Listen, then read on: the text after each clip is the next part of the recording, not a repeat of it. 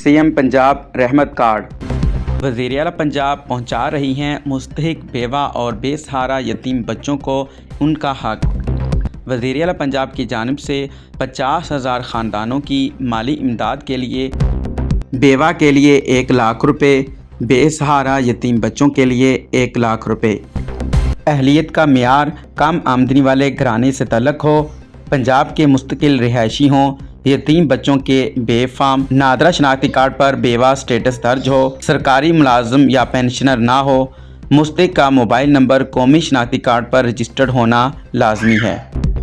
Registration के लिए CM रहमत कार्ड मोबाइल ऐप डाउनलोड करें या फिर rahmatcard.punjab.gov.pk का विज़िट करें। मज़ीद मालूमात के लिए हेल्पलाइन 1077 पे रब्ता करें। घर बैठे ऑनलाइन रजिस्ट्रेशन करवाने का मुकम्मल तरीका तफसील के साथ जानिए इस वीडियो में। तो चलते हैं, वीडियो को शुरू करते हैं।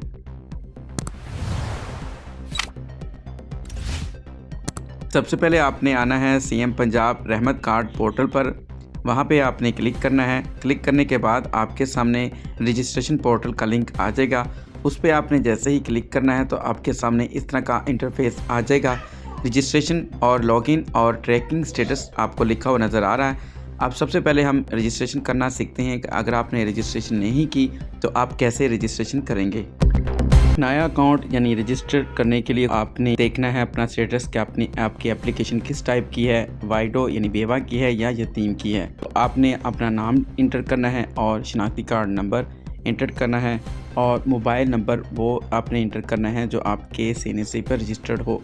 इसके बाद आपने जो पासवर्ड रखना है वो बड़े हरफ भी हों, छोटे हरफ भी हों और स्पेशल करैक्टर भी उसमें हो और कम से कम 8 डिजिट होना लाजमी है। मोबाइल नंबर जो दर्ज किया वो अपने शनाख्ती कार्ड जो है आपका उस पर रजिस्टर्ड होना चाहिए और उसके बाद आपका ये रजिस्ट्रेशन का अमल जो है वो कंप्लीट हो जाएगा। जैसे ही आप रजिस्टर करते हैं तो आपसे आपकी मज़ीद इन्फॉर्मेशन आपसे लेगा, जैसे कि शोहर का डेथ सर्टिफिकेट, नादरा से जारीशुदा बेवा कार्ड, बेवा खातून का शनाख्ती कार्ड, बेवा खातून के नाम पर रजिस्टर्ड सिम।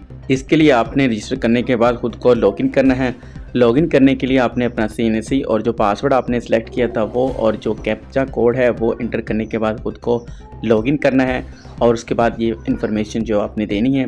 मान लीजिए आपने अपनी एप्लीकेशन सबमिट करवा दी है और आपने अपनी एप्लीकेशन ट्रैक करनी है तो फिर ट्रैक ID के लिए आपने CNC एंटर करना है। इससे आपको पता चल सकेगा कि आपकी एप्लीकेशन सबमिट हुई है, पेंडिंग में है या प्रोसेस में है। तो ये इस तरीके से आप रहमत कार्ड के लिए घर बैठे अप्लाई खुद कर सकते हैं।